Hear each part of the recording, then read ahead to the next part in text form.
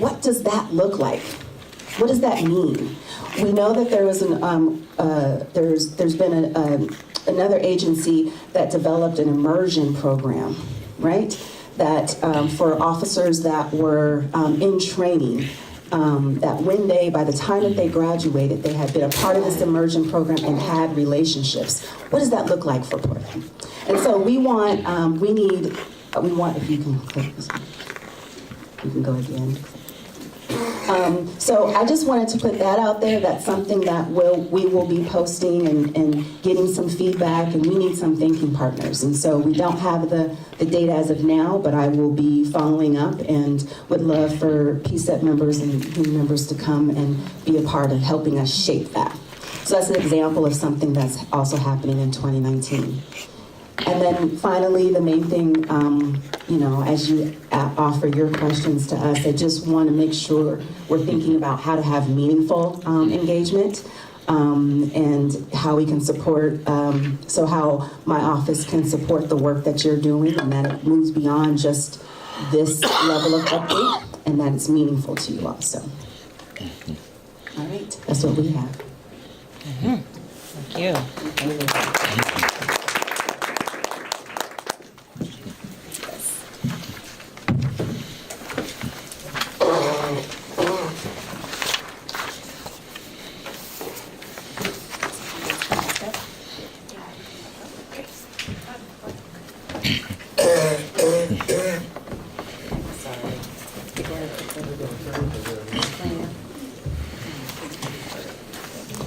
You're doing questions after? Like, We're going to do questions. I think it's sure. oh, Maybe you're going back.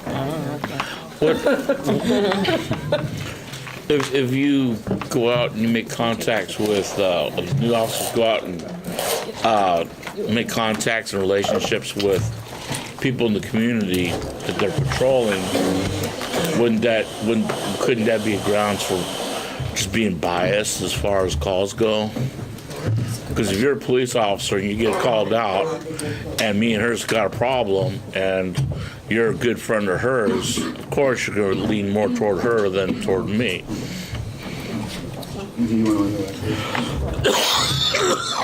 I think we're going to, so people can hear what you said. Okay. So questions? Yeah, so how we're going to do this is we're going to hear from PSEP members. I'm sure people have questions on the committee and discuss this, what we heard, our questions, and then we're going to open it up to public comment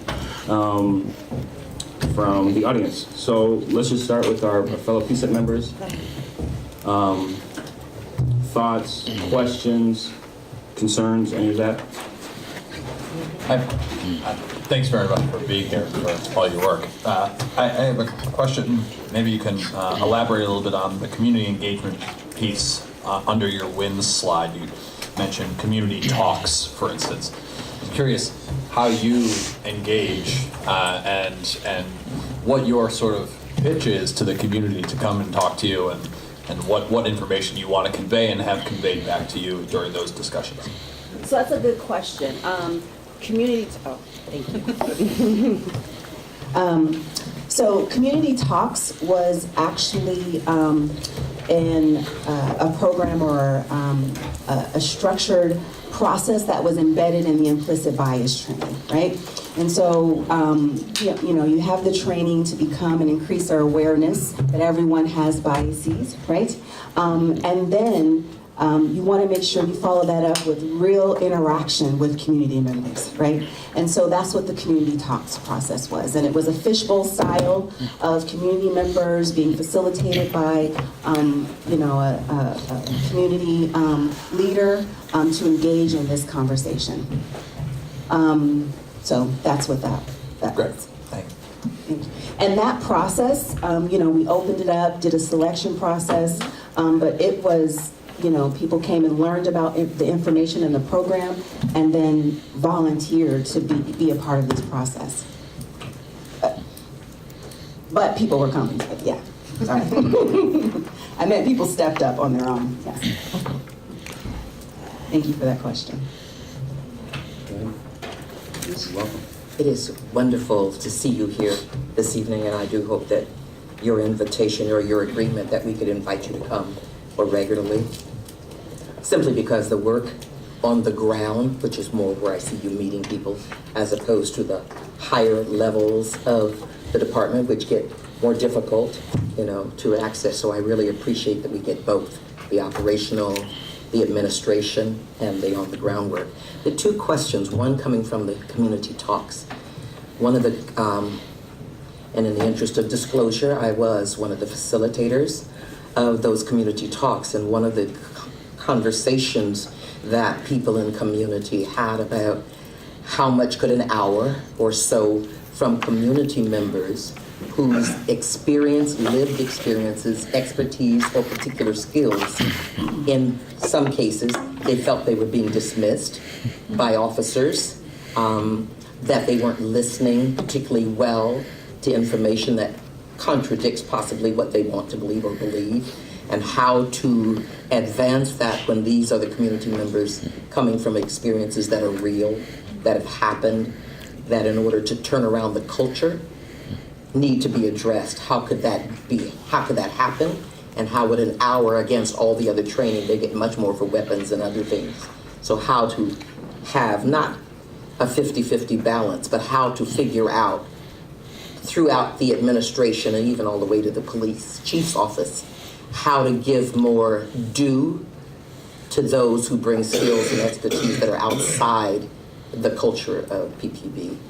And then the second is actually how to engage in the development of community outreach and engagement that is truly engagement and not prescribed, in a way that people begin to trust that there can be movement in the process. So I just wanted to offer those. People approach me constantly saying, what in the world do you really think is different other than the dialogue? And so the trust, the ability to wait, patience is something I work on, and then the ability to see evidence beyond releases or special press conferences, those kind of things, just to know that people are watching and want to see something that causes them to believe there is movement, however slow but sure. And that's what I was going to offer, Ms. Sharon. I think that's a good question. And I think one of the toughest parts of my work is that there is no quick fix, right? And that our work is about making, are those acknowledging those baby steps. And so while we did have, obviously it's a new situation, the fishbowl style, I don't know if you're aware of, if you think of a fishbowl, it is truly the participants only observing, not speaking, right? That's a shift. All eyes on community. And so the win is that we went through that, but also the win was that while not everyone had the same response, we did have officers coming up, right? Engaging, acknowledging, building relationships, wanting to follow up. And so those are the wins. Right? If we think of the tipping point, they say it only takes 30% to have a movement, right? And so those are the wins. And so that's one thing I would say about this is the progress of that and embedding and infusing throughout. And we see lots of opportunities like that. But that is the most challenging part of our work, I would say. Thank you, Michelle. I was wondering, is there a listing of the 61 action items or anywhere that we can see? Yes. So the racial equity plans are listed on OEHR's website, and I can, and then we have an updated version that we will then post. Once that's officially signed, we will then post the updated version on OEHR's website as well. The 57 to the 61. Yes, ma'am. And you said it'll be on, the 57 is on the website and then you'll update it. Yes. What's the website? OEHR. I'll send it. We'll send it, but it's the city, but then it's our Office of Equity Human Rights website. Yeah, I had a follow-up to that, because it seems like, as you acknowledged, a lot of action items. I just was wondering what your plan is on taking those on, or what's like the timeline, and then also is there like a top priorities of those? So it's a 5-year timeline. And the best thing and my favorite thing to say is that this isn't our plan, this is the Bureau's plan, right? And so it's not 3 people taking on 61 action items. That's the main thing. We are, the SMEs, the folks who want to guide and shape and are committed to this work and have past experience. However, our goal is to support the folks who are leading this work and moving it forward. So, while OEHR is coaching and consulting us, we then turn that inward to coach and support and the Bureau in moving forward with their goals. That makes sense. Thank you. Yeah. Just one thought in my head. I think that this work is really, really important, and I would love to find more ways for your office to be more connected with the work that we are doing, especially moving forward, rather than just like a one-time off basis. And I also think it would be great to figure out ways to have more community involvement on a regular basis within your office. And I don't know what that looks like, but whether it's like regular town halls or something of that nature, so that people can continue to get feedback. Because I think this office out of the whole bureau is going to be very important to the future of the work and the kind of community change that we want to see. Yes and yes. So I would love to engage. I'm so excited to be here because the work has to be seen as complementary, right? Separated, it doesn't empower us, but together it makes us stronger. There's no disconnect, right? We inform. So I'm very excited to be here, and I saw a subcommittee that said race and racial ethnic. Yes. I mean, it sounds like an automatic compliment there. And then that is part of our goal. Like, how are we regularly going to be providing information and updates and opportunities to? So that's our challenge in 2019 that we are aware of, beyond just a newsletter and an email sent, right? And being more public too, so people can see and know there's so many offices within your guys' bureau. Absolutely. Acknowledge that as a goal for sure, as an area of improvement. I have a question, just because timelines vary. When you say the bureau has 5 years or over 5 years, when does that start and when does that finish? And so let me revise 5 years for phase 1, right? So this is a long term, right? The long game, but in terms of phase 1, we are in year 2 of the plan. And so one thing that we've said, there was a question around priorities.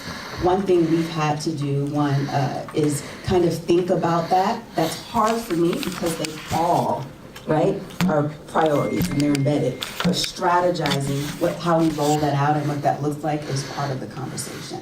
But yes. Did I answer your question, Yolanda? So we're in year 2, does that mean, and we're in 2019, and I know fiscal year is June 30th. So are we going, is it 2018 plus 5, or is it 20? Okay. 2018. Thank you.